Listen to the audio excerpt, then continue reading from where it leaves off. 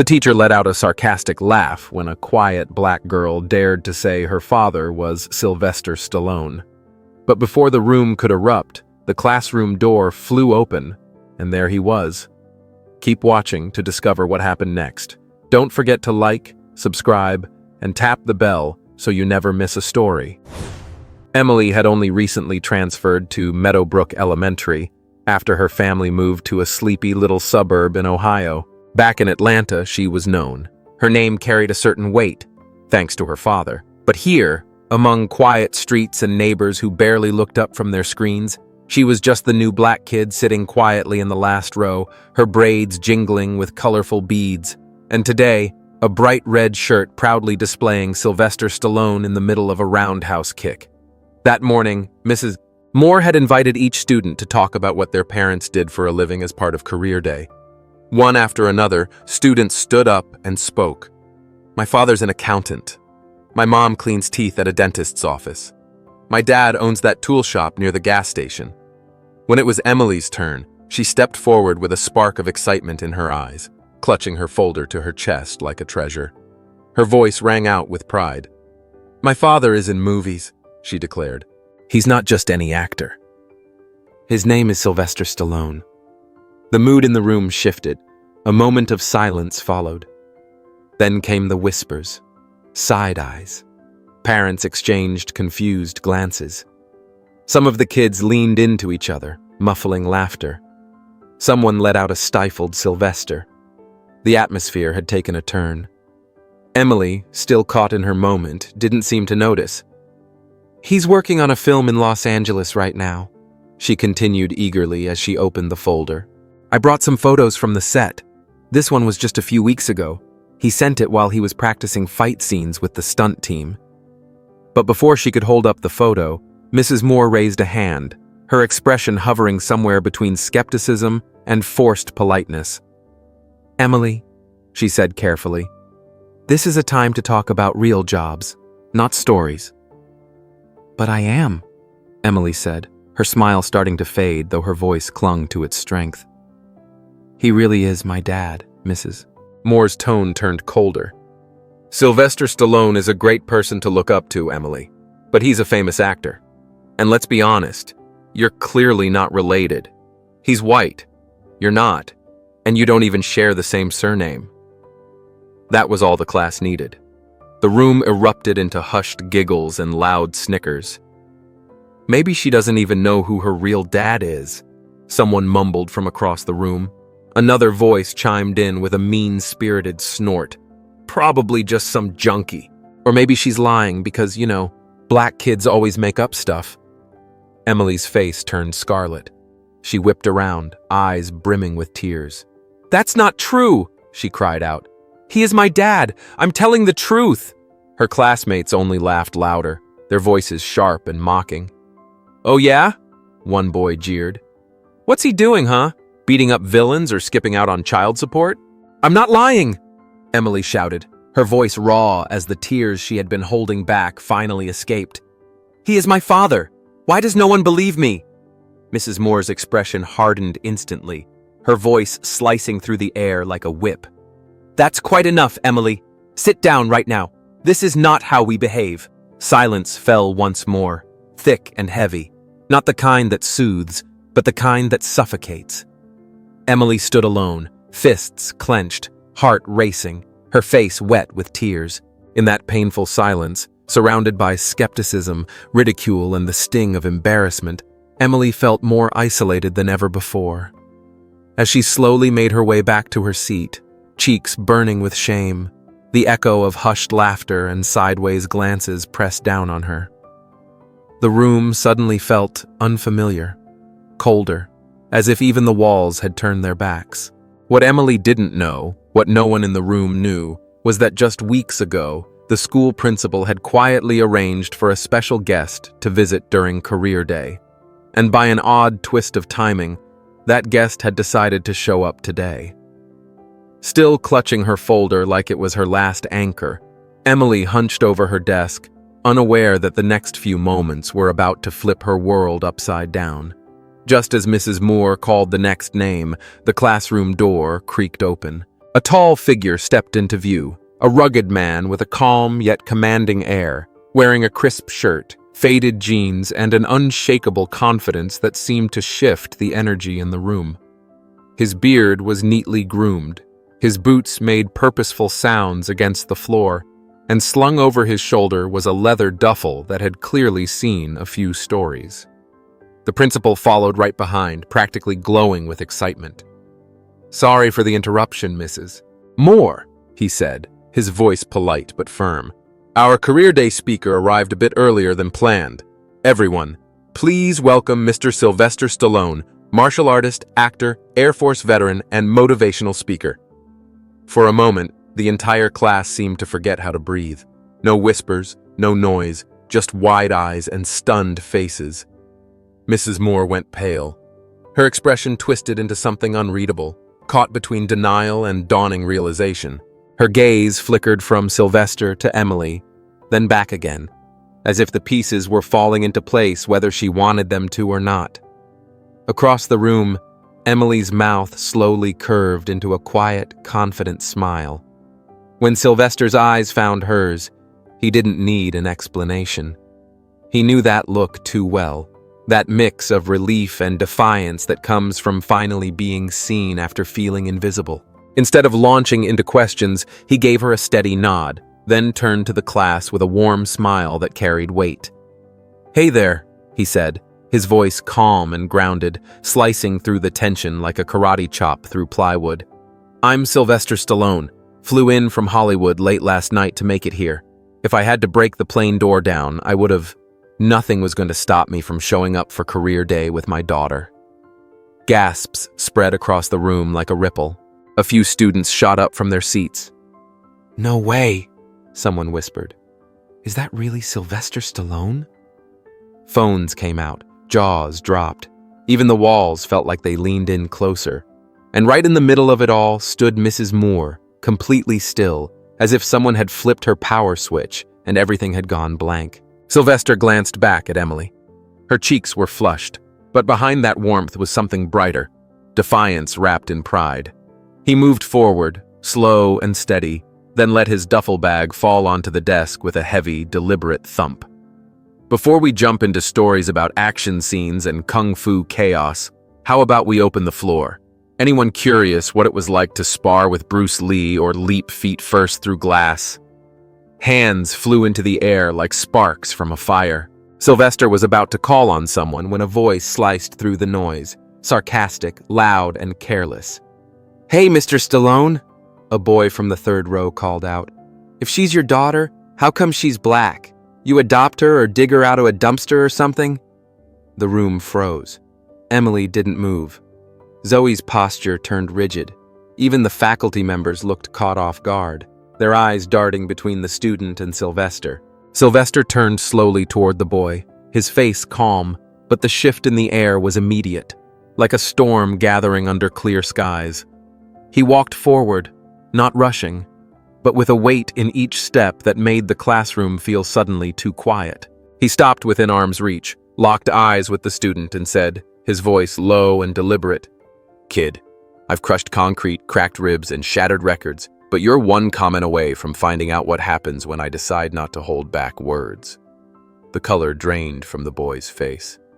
Sylvester let the silence stretch for a beat, then spoke again. "So here's the deal, and I won't repeat it.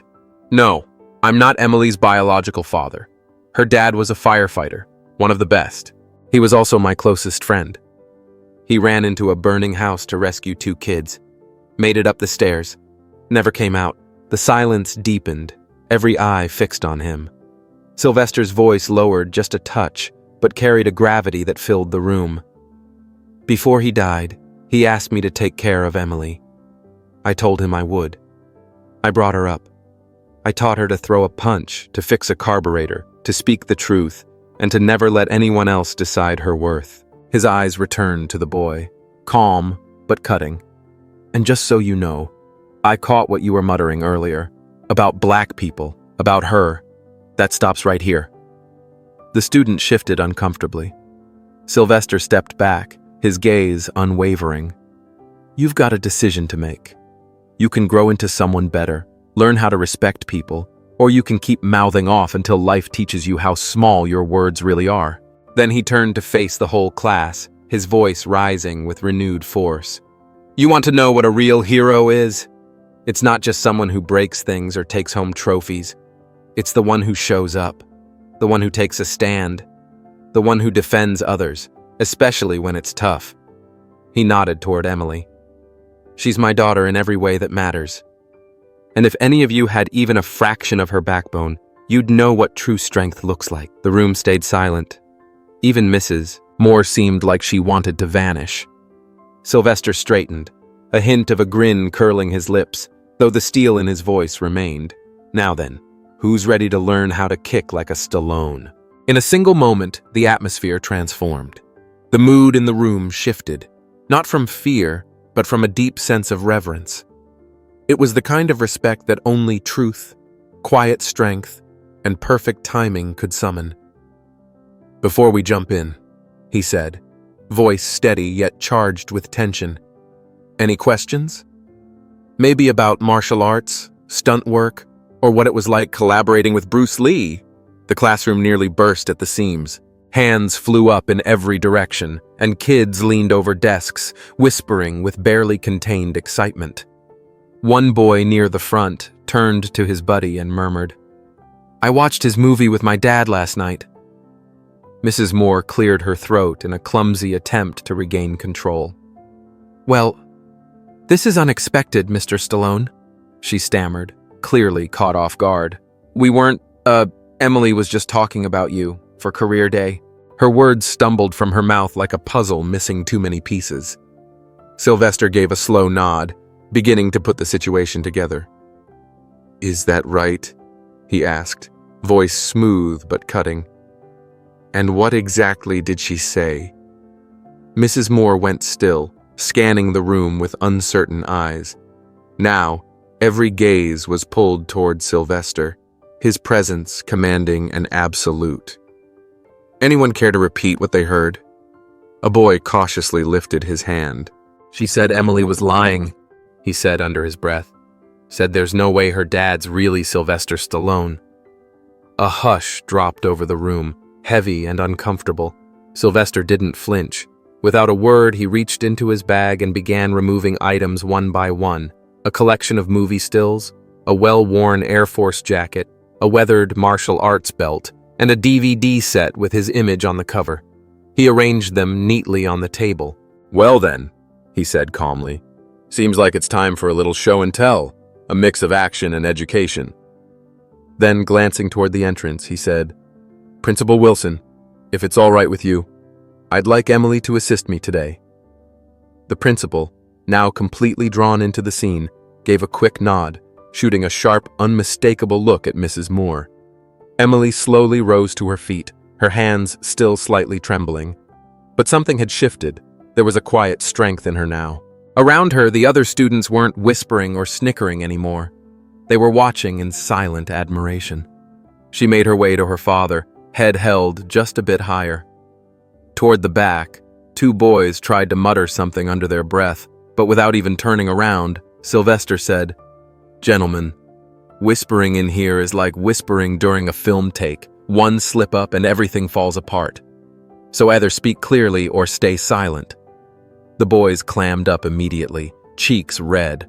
Sylvester tapped the projector, bringing the screen to life with clips of him training with Bruce Lee, executing stunts, memorable moments from classic films, and snapshots from his Air Force days.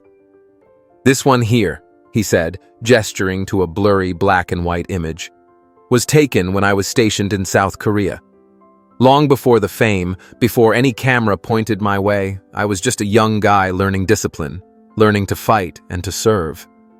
He scanned the faces in front of him. People love to tell you what's impossible.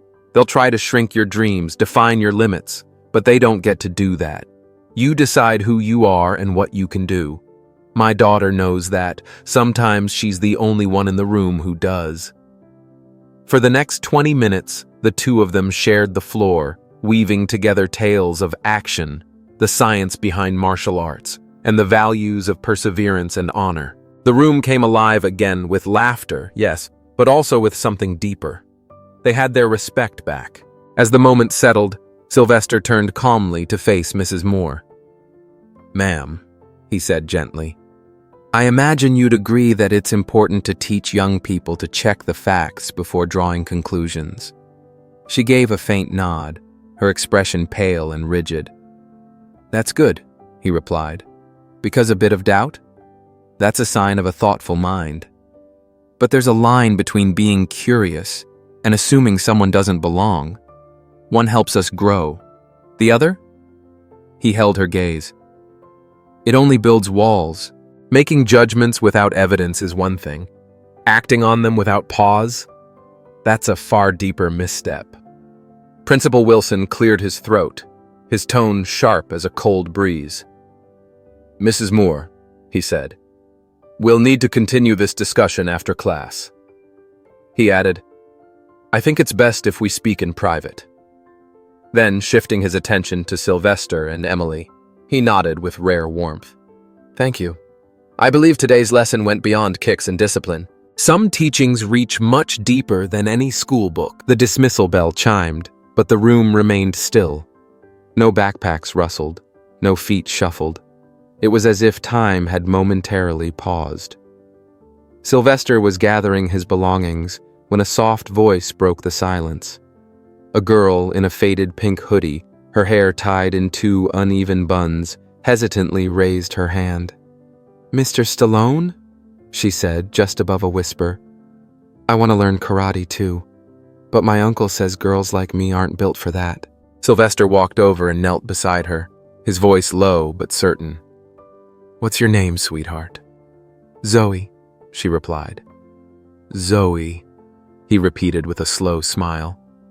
"Your uncle's right about one thing. It's not easy." He leaned in slightly. "But that doesn't scare us, does it?" He met her eyes. "We're made for the hard stuff." Sylvester rose, and the gym fell into silence. Students leaned forward. Even the faculty seemed to straighten instinctively. "I've competed in arenas, served in the military, appeared in more films than I can count," he began, his voice firm but steady. "But the hardest thing I've ever had to do was show up as myself." He paused, letting the silence settle, then looked around the room, locking eyes with the young girls in the crowd. "You'll hear people say that because you're a girl, you should sit still, smile quietly, speak softly, stay home, let your husband lead and never question a thing."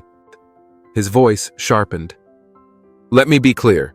The strongest individuals I've ever known were women, warriors, survivors, single moms working 3 shifts, young women who stood their ground when everyone else stayed silent.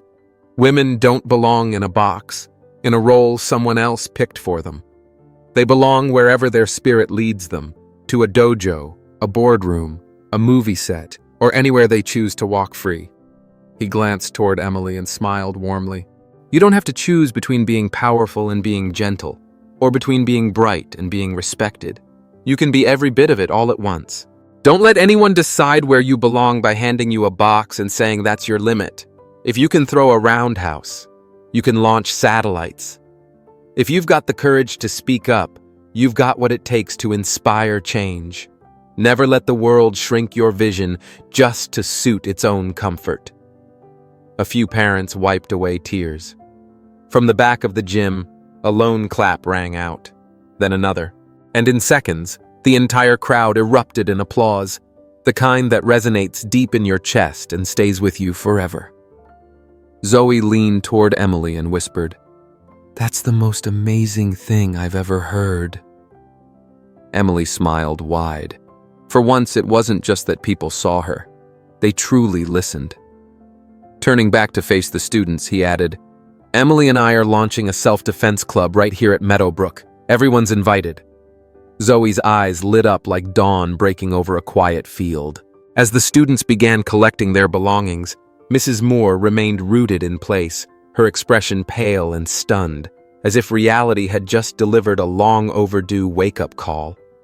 Standing next to her dad, Emily was caught in a whirlwind of feelings, relief, recognition, traces of pain, but also something bold and unfamiliar, like discovering her own strength for the first time.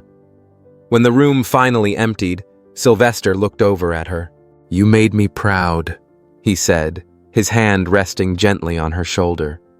"You spoke the truth, even when silence would have been easier." Emily threw her arms around him. "But how did you know what happened?"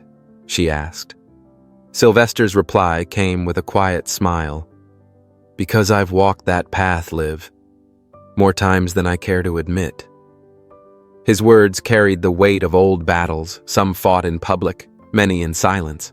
"And I recognize that look, the one that shows up when the world tries to tell you you're not enough." He paused. "I see it every time I look in the mirror, whenever someone tries to put limits on me." What neither of them realized was that this wasn't an ending. It was the first page of a much bigger story. Meadowbrook was about to learn a tough lesson. Underestimating a Stallone wasn't just poor judgment. It was a choice with consequences that wouldn't fade quietly. In the days that followed, Sylvester's appearance sent ripples through the school corridors. Whispers echoed. Divisions formed. Some parents rallied behind Mrs. Moore, brushing it off as a simple mix-up. Others couldn't hide their anger over what Emily had endured. In the middle of it all, Emily stayed her course, even as the whispers trailed her like shadows in the sun. But her journey didn't pause at that turning point. It was only getting started. That evening, as the sky cast long golden shadows across the quiet streets of Meadowbrook, Emily sat with her father on their porch, legs swinging over the edge of the wooden steps. "Dad," she said softly, "there's a martial arts competition at the end of March, and I want to enter." Sylvester looked down at her, that familiar calm smile settling across his face. "You really want this?" She gave a firm nod. "I do. I really want to give it my all." He paused, eyes locked on hers, then finally said, "Okay, let's go for it. But you're going to train like a true fighter." What Emily didn't see coming was Zoe. Yes, the same Zoe who used to scoff at her space-themed t-shirts, walking up to her the very next day and saying, "Heard you're signing up for the March tournament. I've been wanting to try team sparring. You need a partner?" Emily took a moment before slowly nodding. Just like that, the two of them registered as a team. From then on, Sylvester ran their training sessions every afternoon. The rundown barn behind their house transformed into their practice ground. Mats laid across the floor, punching bags swaying in the corners, and Sylvester's firm voice cutting through the dusty air. Emily and Zoe arrived like clockwork, lugging their gear bags, tying their hair back in tight ponytails and falling into their stretches without a word. Each day, bruised but undeterred, the girls returned, learning how to move, breathe, strike, and hold their ground. Sylvester never cut them slack, but the way he guided them, with fairness, consistency, and an unshakable calm, carried them through the burn and the fatigue. He drilled them on footwork until their legs trembled, made them repeat combinations until their knuckles stung, and ended each session with breath control exercises under the rustling rafters. Between sets, he'd hand them water and grunt his approval, rare, but when it came, it meant the world. Zoe learned to pivot with more precision. Emily started keeping her guard up instinctively. They tracked progress with chalk marks on the barn wall, each one a little taller, a little stronger than the last. When March arrived, with its cool breezes and budding flowers, something else had quietly blossomed too: trust. The gap between Emily and Zoe began to close. Where there had once been stiff silences, laughter now filled the space.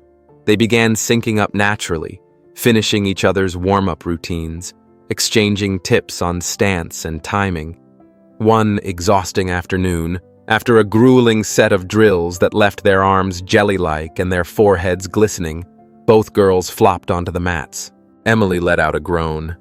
"I think my legs gave out halfway through round 3, Zoe cracked up, tossing a hand over her face. "Mine didn't even make it past warm-up. Tell yours I miss them." Emily rolled her eyes, but laughter spilled out anyway. Lying there, side by side, shins marked with purple welts, arms flung over their faces, they laughed like childhood friends. The barn ceiling above them creaked in the wind, And for a few moments, all that existed was the sound of shared exhaustion and something else, something brighter.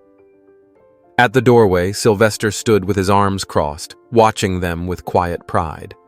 The training was paying off, but more than that, something deeper was growing.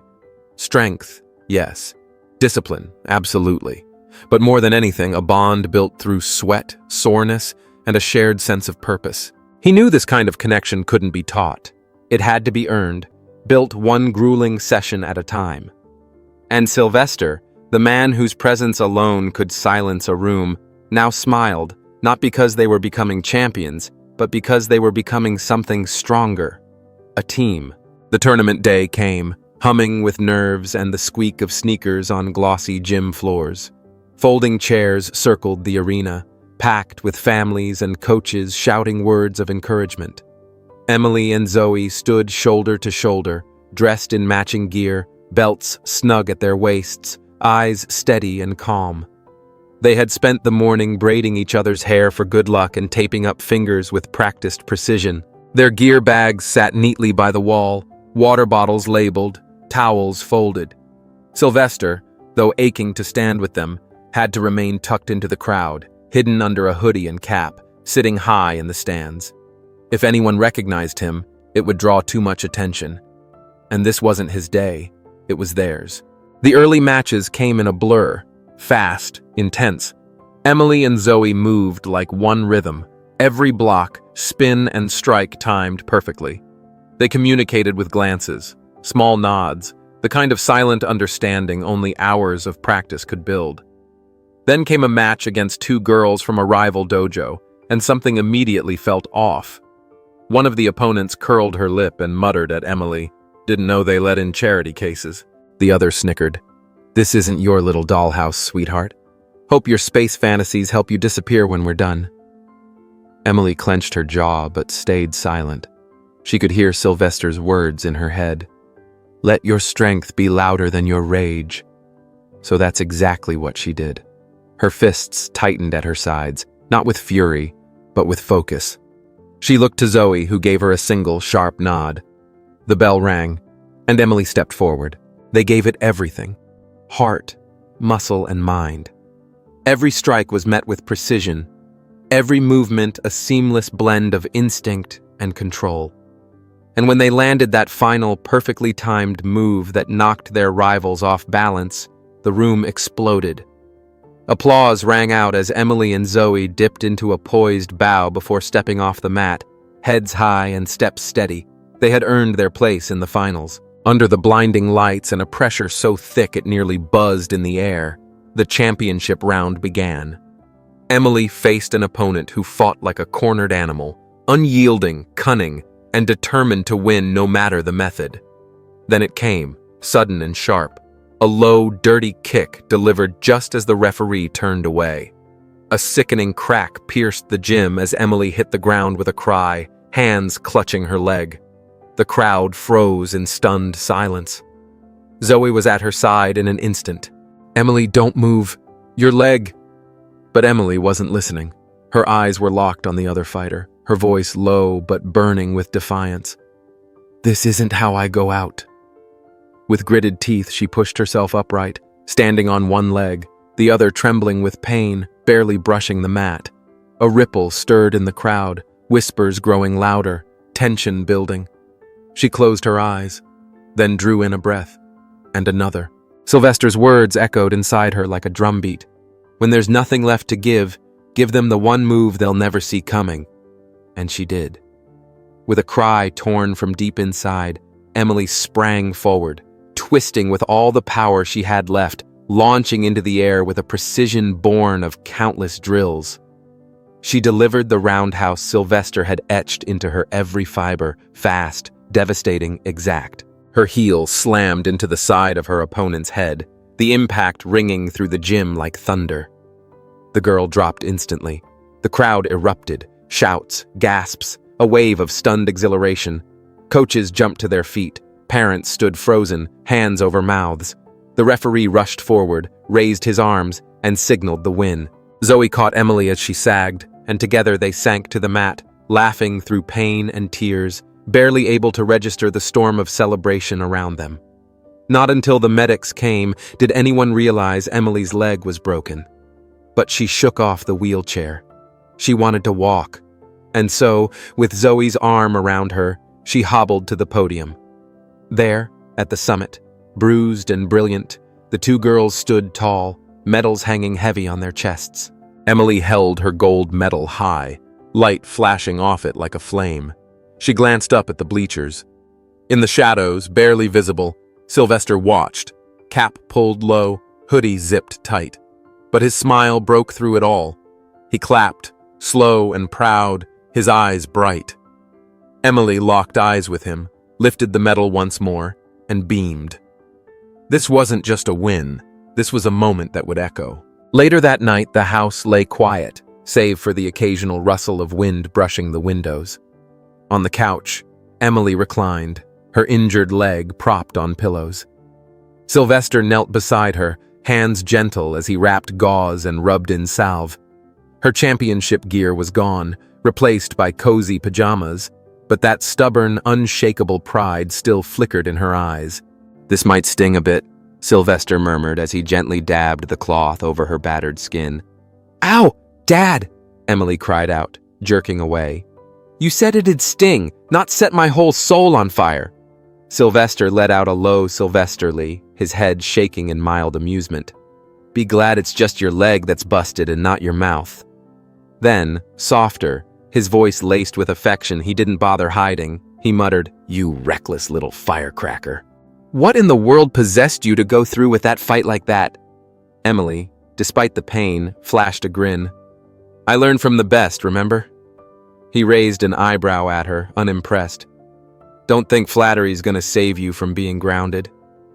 "It was worth a shot," she shrugged, then laughed, her voice quieter now. Sylvester rocked back on his heels, gazing at her, his face softening, not with frustration but with a kind of reverence. His voice dropped to a near whisper. "You know, you really take after your dad. That same spark, that same no way I'm quitting look in your eyes. He was the toughest man I ever met. But his strength didn't come from muscle or grit. It came from his heart." Sylvester paused, his eyes briefly shifting away as emotion welled up. "And I swear, Liv, if he could see you now, he'd be bursting with pride. Truly." Emily's smile faded into something more tender, her voice barely audible. "You really think he'd feel that way?" "I don't just think it," Sylvester replied, tapping her forehead lightly. "I'm sure of it. You didn't just win a fight out there, you showed them who you are." The room fell quiet, wrapped in a calm, glowing stillness. Emily reclined against the pillows, her eyelids growing heavy as exhaustion began to claim her. "Good night, Dad," she murmured. Sylvester leaned in and kissed her brow. "Good night, champ." Much later, when the house had settled into a hush and Emily's breathing had slowed into sleep, Sylvester stepped quietly out the back door. The night was cool, the dewy grass cool under his soles. He stood still in the yard, eyes lifted to the night sky. The stars stretched across the heavens in brilliant specks, like tiny secrets only the heart could understand. Folding his arms, Sylvester exhaled slowly, then spoke softly, as if someone was there beside him, listening. "You should have seen her tonight," he said, voice thick with emotion. "You wouldn't have believed it. So strong, so fearless, as stubborn as you were. She's got your flame. But she's also got something even more, this light inside her that changes everything it touches." The wind whispered through the trees, a gentle hush, as if the night itself was leaning in to hear. Sylvester kept his gaze on the sky. "I hope you're watching. I hope you saw her shine tonight." He lingered there, unmoving, not needing words back, only the silent companionship of stars and the weight of a love that never truly left. And inside the house, beneath the soft glow from the porch, Emily lay sleeping, her gold medal resting beside her, and a world slowly beginning to recognize the young woman she was becoming. What a ride, huh?